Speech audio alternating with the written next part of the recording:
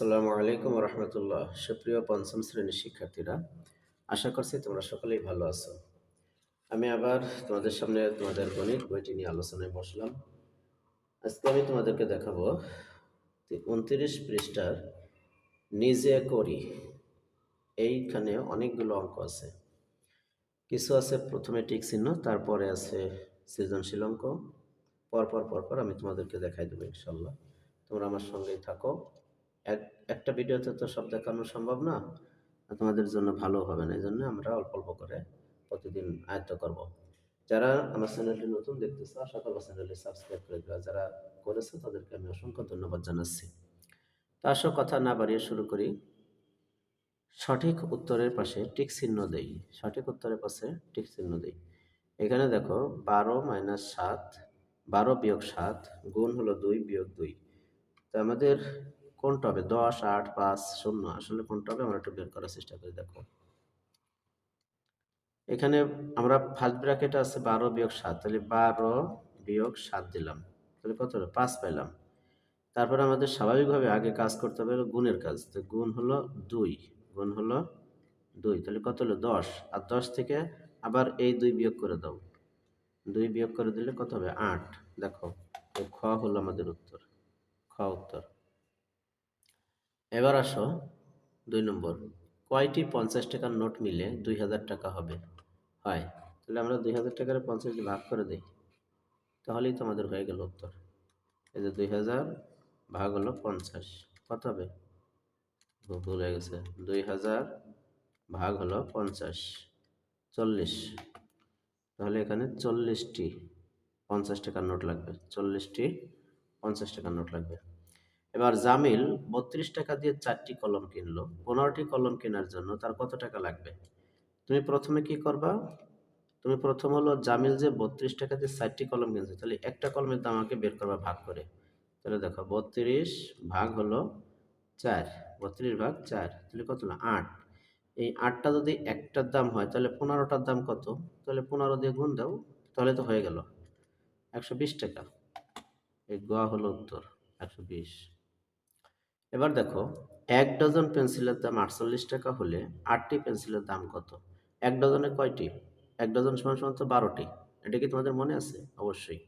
1 dozen সমান যদি 12টি হয় তাহলে এক ডজন পেন্সিলের দাম যদি 48 টাকা হয় তাহলে একটি পেন্সিলের দাম আগে বের করো, তারপর 8টি পেন্সিলের দাম বের করা যাবে। তাহলে একটি পেন্সিলের দাম আমরা কত দিয়ে ভাগ করবো? 12 দিয়ে ভাগ করবো, যেহেতু 1 ডজন মানে তো 12টি। তাহলে 48 ভাগ হলো 12, কত? 4 টাকা হলো একটার দাম। তাহলে আমাদের কিনতে হবে কয়টি? 8টি। তাহলে 8 দিয়ে গুণ দাও, 8 দিয়ে গুণ দাও, তাহলে কত হলো? 32 হইল। এই 32 হলো উত্তর। কিভাবে তোমরা সমাধান করবে সেগুলো কিন্তু আমি তোমাদের বোঝাই দিচ্ছি। এবার দেখো 334টি আম, 334টি আম 15 জনের মধ্যে সমানভাবে ভাগ করে দিলে কয়টি আম অবশিষ্ট থাকবে? 15 জনের মধ্যে ভাগ করে দিতে হবে। তাহলে আমরা একটু খাতায় দেখি, এটা সুবিধা হবে। কারণ কি 34টি যদি আমরা 334টি যদি আমরা ভাগ করি 15 দিয়ে, তাহলে অবশ্যই 22 জন পাওয়ার পরে আর অবশিষ্ট থাকবে।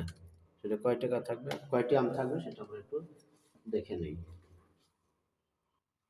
দেখো 334টি আম 15 জনের মধ্যে ভাগ করে দেয়। এই যে 15 ভাগ হলো 334। দেখো 15 দুগুণী 30, 15 দুগুণী 30, 33-এর ভিতর 15 দুইবার গেল, তাহলে বিয়োগ করলে নামে 3। এখন এই 4 কেটে নেবো, আবারও 15 দুগুণী 30 হবে। দেখো বিয়োগ করলে নামে 4। তারপরে এই 4টি আম আমাদের অবশিষ্ট থেকে যাচ্ছে। উত্তর ক নম্বরে দেওয়া আছে 4টি। এবার 6 নম্বরে আছে মাতার বয়স কন্যার বয়সের 3 গুণ, আর কন্যার বয়স 15 বছর। 10 বছর পর মাতার বয়স কত হবে? এখানে তোমরা এটা কাজ করবা, সেটা হলো 3 দিয়ে 15কে একে গুণ দাও। 3 15 45, 3 15 45 বছর। যেহেতু 3 গুণ কন্যার বয়স থেকে মায়ের বয়স তো 3 গুণ বেশি, তার মানে 3 15 45 বছর। আর এই 45 বছর তো বর্তমান বয়স, আর এর সাথে 10 বছর পরে তো আরো 10 যোগ হবে, তাহলে 45 আর 10 55 বছর। এই 55 হলো উত্তর। আবারও দেখো বলছে মাতার বয়স কন্যার বয়সের 3 গুণ। কন্যার বয়স তো 15 বছর, তাহলে 15 বছর যদি হয় কন্যা, তাহলে 3 গুণ মানে কি 3 15 45 বছর হলো মায়ের বয়স, আর 10 বছর পরে তো ওই 45-এর সাথে আরো 10 যোগ হবে, তাহলে 55 বছর হবে। এটা হলো উত্তর। এবার আমরা 7 নম্বরে দেখি কি আছে। 5 গুণ 6 ভাগ 2 খালি ঘর, আবার 6 গুণ 6 বিয়োগ 6। গাণিতিক বাক্যটি ফাঁকা ঘরে নিম্নের কোন প্রতীকটি বসবে? এই যে একটা আছে, একটা আছে, একটা আছে, একটা আছে।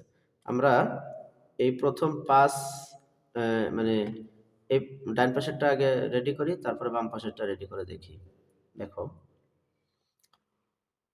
প্রথম হলো এ ভাগু জবি, মানে আগে ভাগের কাজ করব। এখানে ভাগের কাজ করলে 3 দুগুণে 6 হয়, 3 দুগুণে 6, 3 পেলাম। 3-এর সাথে 5 গুণ করলে হবে 3 5 15, তাহলে 15। আর এই ডান পাশে কি পাবো?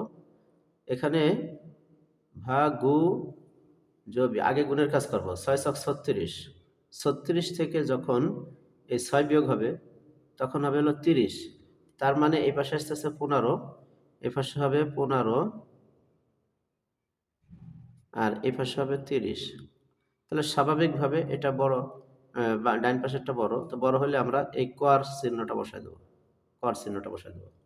আবার দেখো, এখানে আগে ভাগ করব, আগে ভাগ করব। এ ভাগু, এ ভাগু, এটা হলো সূত্র। এ মানে এর, ভা মানে ভাগ, গু মানে গুণ। আগে ভাগের কাজ করব। 6 দুগুণে 6 কে 2 দিয়ে ভাগ করলে হয় 3, 3-এর সাথে 5 গুণ করলে হয় 15। আর এইখানে আসতেছে আগে গুণের কাজ পরে বিয়োগের কাজ। 6 ছক 36, 36 থেকে 6 বিয়োগ করলে 30 হয়। তার মানে এই কয়ের চিহ্নটা বসবে 15 থেকে 30 বড় বোঝাইতে। এরপরে আসো, খোলা বাক্যের উদাহরণ নিচের কোনটি? খোলা বাক্যের উদাহরণ নিচের কোনটি? ওইটা উদাহরণ দেখানোর আগে তোমাদেরকে একটু 18 পৃষ্ঠার একটা তথ্য তোমাদের দেখাই, তাহলে তোমাদের জন্য খোলা বাক্য সহজ হবে বুঝতে। যে খোলা বাক্য দেখা লেখা আছে 9 যোগ ক সমান সমান 21, তার মানে যেখানে একটা অজানা রাশি রয়ে গেছে সেটাকে তোমরা খোলা বাক্য ধরবে। তাহলে স্বাভাবিকভাবে ওই জায়গায় কত হবে দেখি। এখানে দেখো 6 গুণ 4 24, ক গুণ 4 16, এইখানে কিন্তু সেই একই নিয়ম এসেছে, ক গুণ 4। আর এই যে দুইটা, এগুলো কিন্তু 8 দুগুণ 4 দুগুণে 8, 4 4 16, এগুলো বোঝা যাচ্ছে, এগুলো বদ্ধ। আর এইটাই হলো খোলা, ক গুণ 4। এখন কর মানটা আমার জানা নাই, এটা হলো খোলা বাক্য। ঠিক আছে? তো এই ছিল হলো নৈর্ব্যক্তিক অংশ। তোমরা আজকে এই টিক চিহ্নটাই আয়ত্ত করো, পরবর্তী ভিডিওতে আমি 2 থেকে আলোচনা করে দেখাবো। সবাই ভালো থাকো, আসসালামু আলাইকুম।